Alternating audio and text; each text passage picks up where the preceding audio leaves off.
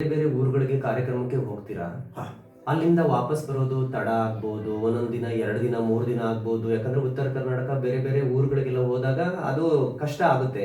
ಹೇಗ್ ನಿಭಾಯಿಸ್ತೀರಾ ಸರ್ ಇದನ್ನೆಲ್ಲ ದೃಷ್ಟಿದೋಷ ಇಟ್ಕೊಂಡು? ಸರ್ ನಮಗೆ ಬೆಂಗಳೂರಲ್ಲಿ ಮೊಬಿಲಿಟಿ ಟ್ರೈನಿಂಗ್ ಕೊಡ್ತಾರೆ.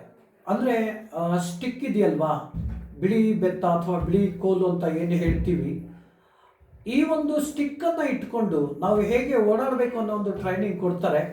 ಆ ಒಂದು ಸ್ಟಿಕ್ಕನ್ನು ಯೂಸ್ ಮಾಡಿ ನಾನು ಓಡಾಡ್ತೀನಿ ಸರ್. ಅದರಲ್ಲೂ ನಮಗೆ ಒಂದು ಪಬ್ಲಿಕರ್ಸ್ ಸಪೋರ್ಟ್ ಬೇಕೇ ಬೇಕು. ಒಂದು ಪಬ್ಲಿಕರ್ಸ್ ಸಪೋರ್ಟಿಂದಲೂ ಸಹ ಓಡಾಡಬೇಕಾಗುತ್ತೆ ಸರ್.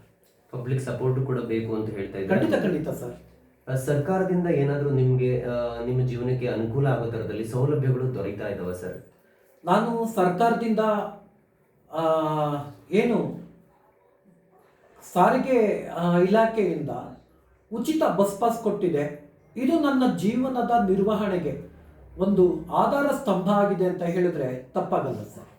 ಹಾಗೆ 1400 ಪೆನ್ಷನ್ ಇದನ್ನು ತಗೊಂಡು ನಾನು ಸರ್ಕಾರದಿಂದ ಈ 2 ಸವಲತ್ತುಗಳನ್ನು ಪಡ್ಕೊಂಡಿದ್ದೀನಿ. ಜೀವನೋಪಾಯಕ್ಕೋಸ್ಕರ ಇನ್ನೇನು ಮಾಡ್ತೀರಾ ಸರ್ ಮಿಮಿಕ್ರಿ ಹೊರತುಪಡಿಸಿ? ಅಥವಾ ಮಿಮಿಕ್ರಿಯಿಂದನೇ ಜೀವನ ಮಾಡಬಹುದಾ? ಮಿಮಿಕ್ರಿ ಬಿಟ್ಟು ಜೀವನೋಪಾಯಕ್ಕೋಸ್ಕರ ಇನ್ನೇನು ಮಾಡ್ತೀರಿ? ಇದ್ರ ಬಗ್ಗೆ ಒಂದಿಷ್ಟು ವಿಚಾರ ಹೇಳಿ ಸರ್. ಈಗ ಏನು ಹೇಳ್ತೀನಿ ಅಂದರೆ, ನಮ್ಮ ಒಂದು ಎಫರ್ಟ್ ಇದ್ದರೆ ಖಂಡಿತ ದೇವರು ಆ ಒಂದು ಶ್ರಮಕ್ಕೆ ಫಲವನ್ನು ಕೊಡ್ತಾನೆ. ಅಥವಾ ನಾನು ಮಿಮಿಕ್ರಿ ಆರ್ಟಿಸ್ಟ್ ಆಗಿದ್ದೀನಿ, ನನಗೆ ಏನು ಸಿಗ್ತಾನೆ ಇಲ್ಲ ಅಂದರೆ ಸಿಗೋದೇ ಇಲ್ಲ. ನಮ್ಮ ಒಂದು ಶ್ರಮ ಇದ್ದರೆ ಖಂಡಿತ ದೇವರು ಅದಕ್ಕೆ ತಕ್ಕಂತೆ ಪ್ಲ್ಯಾಟ್ಫಾರ್ಮನ್ನು ಕೊಡ್ತಾರೆ. ಒಂದೊಂದು ಮೈಂಡಲ್ಲಿ ನೆನಪಿಟ್ಕೊಳ್ಳಿ, ಕಲಾವಿದನಿಗೆ ಮೊದಲು ಅವಮಾನ, ಆಮೇಲೆ ಹನುಮಾನ, ಆಮೇಲೆ ಸನ್ಮಾನ ಆಗುತ್ತೆ. ಇದನ್ನು ಮರಿಬಾರದು. Well said sir, well shed.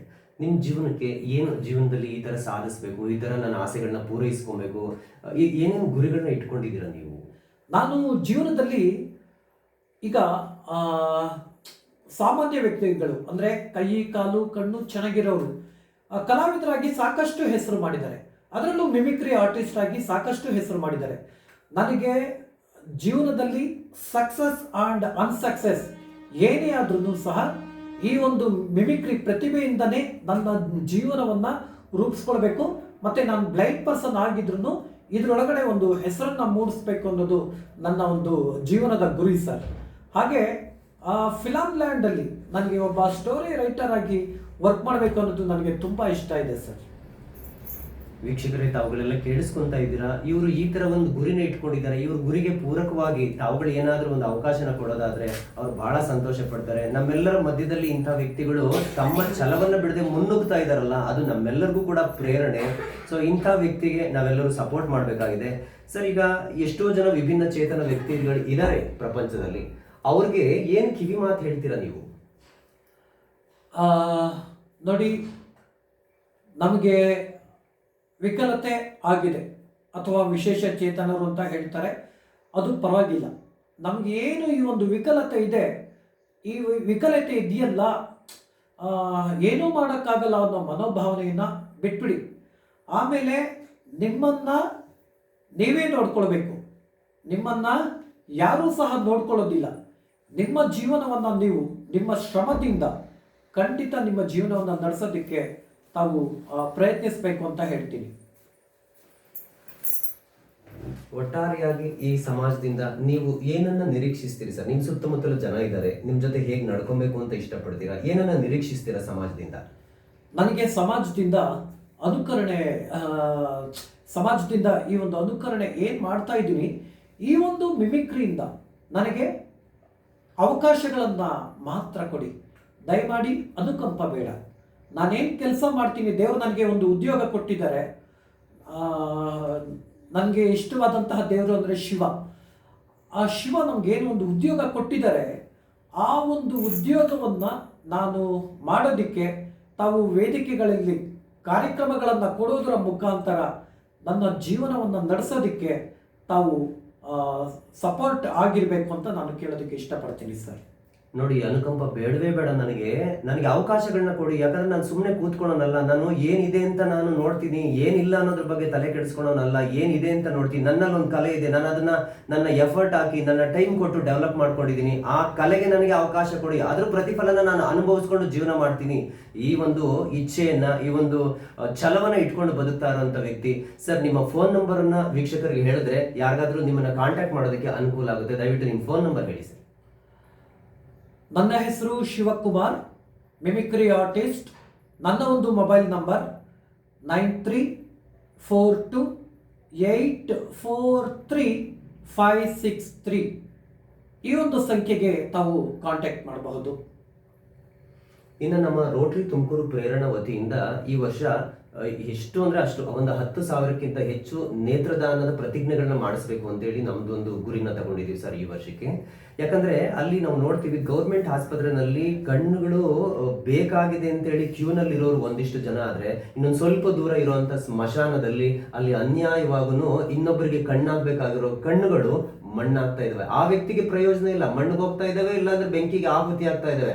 ಆದ್ರೆ ಇಲ್ಲಿ ಅವಶ್ಯಕತೆ ಇರುವಂತ ವ್ಯಕ್ತಿ ಕ್ಯೂನಲ್ಲಿ ಕಾಯ್ತಾ ಇದ್ದಾನೆ ತನ್ನ ರೆಟಿನಾ ತೊಂದರೆಯಿಂದ. ಅಪ್ಪು ಅಂತ, ಪುನೀತ್ ರಾಜ್ಕುಮಾರ್ ಅಂತ ಮಹಾನ್ ವ್ಯಕ್ತಿಗಳೇ ತಮ್ಮ ಕಣ್ಣುಗಳನ್ನ 4 ಜನಕ್ಕೆ ಆಗೋ ತರದಲ್ಲಿ ದಾನ ಮಾಡ್ಬಿಟ್ಟು ಹೊರಟೋದ್ರು. ಆದ್ರೆ ಎಷ್ಟೋ ಜನಕ್ಕೆ ಇನ್ನೂ ಅರಿವು ಮೂಡಿಲ್ಲ. ಒಂದು ಕಣ್ಣಿಲ್ಲದ ಬಾಳು ಹೇಗನ್ಸುತ್ತೆ. ಆಮೇಲೆ ನೇತ್ರದಾನದ ಬಗ್ಗೆ ನಿಮ್ಮ ನುಡಿಗಳೇನು ಸರ್? ತಾವು ಹೇಳಿದಾಗೆ ಪ್ರತಿಯೊಬ್ಬ ಮನುಷ್ಯನಿಗೆ ಪ್ರತಿಯೊಂದು ಅಂಗಗಳು ಬಹಳ ಇಂಪಾರ್ಟೆಂಟ್. ಯಾವುದಾದ್ರೂ ಒಂದು ಅಂಗ ಇಲ್ಲ ಅಂದರೆ ಆತನ ಒಂದು ಜೀವನ ಕೆಲವೊಂದ್ಸರಿ ಬಹಳ ದುಸ್ಥಿತಿಯಲ್ಲಿ ಇರುತ್ತೆ. ಹೀಗಿರಬೇಕಾದ್ರೆ ನಾನು ಇಷ್ಟೆಲ್ಲ ಮಾತಾಡಿದೆ ನಿಮ್ಮ ಒಂದು ಇದರಲ್ಲಿ ಏನು ಹೇಳೋದಕ್ಕೆ ಇಷ್ಟಪಡ್ತೀನಿ ಅಂದರೆ, ಯಾವುದಾದ್ರೂ ವ್ಯಕ್ತಿಗೆ ಒಂದು ವಿಕಲತೆ ಇದ್ದರೆ ಕೆಲವೊಂದು ಅವಕಾಶಗಳಿಂದ ವಂಚಿತರಾಗ್ತಾರೆ.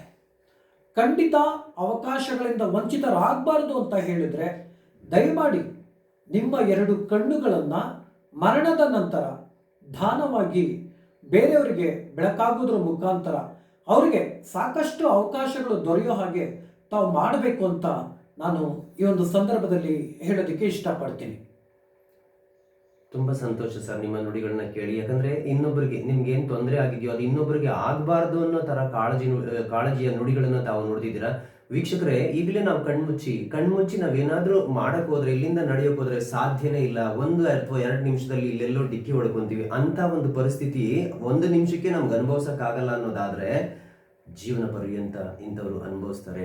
ಸೊ ಯಾರ್ಯಾರಿಗೆ ದೃಷ್ಟಿದೋಷವನ್ನ ಸರಿ ಮಾಡುವಂತ ಸಾಧ್ಯತೆಗಳಿದೆಯಲ್ವಾ, ಅಂಥವ್ರಿಗೆ ದೃಷ್ಟಿದೋಷ ಸರಿ ಹೋಗೋದಕ್ಕೆ ಮರಣದ ನಂತರ ನಮ್ಮ ಕಣ್ಣುಗಳನ್ನ ದಾನ ಮಾಡ್ಬೋದು, ನಮ್ಮ ಅಂಗಾಂಗಗಳನ್ನೇ ದಾನ ಮಾಡ್ಬೋದು. ಸುಮಾರು 72 ಜನಗಳಿಗೆ ಮರಣದ ನಂತರ ನಮ್ಮ ದೇಹ ಪ್ರಯೋಜನಕ್ಕೆ ಬರುತ್ತಂತೆ.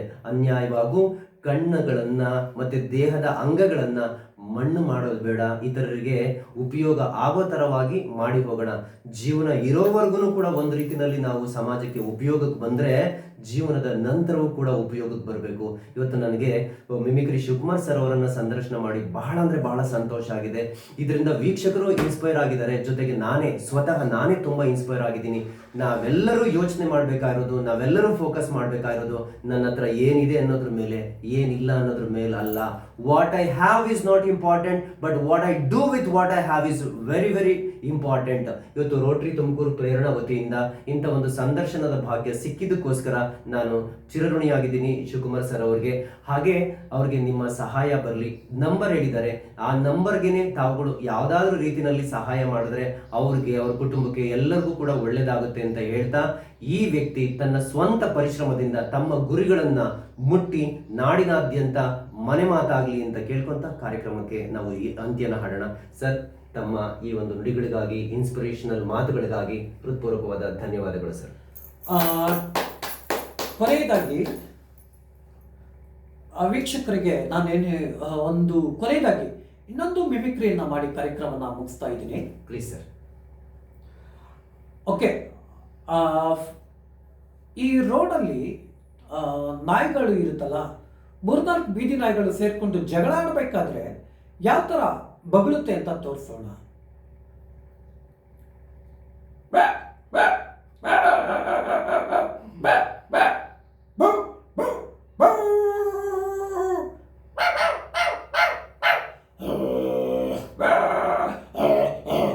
ನಾವು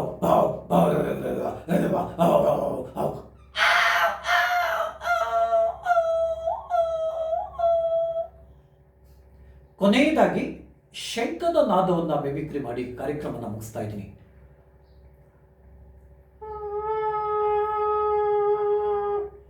ಇದು ಬಂದಿಲ್ಲ. ಓಕೆ, ಕೊನೆಯದಾಗಿ ಕರು ಸೌಂಡ್.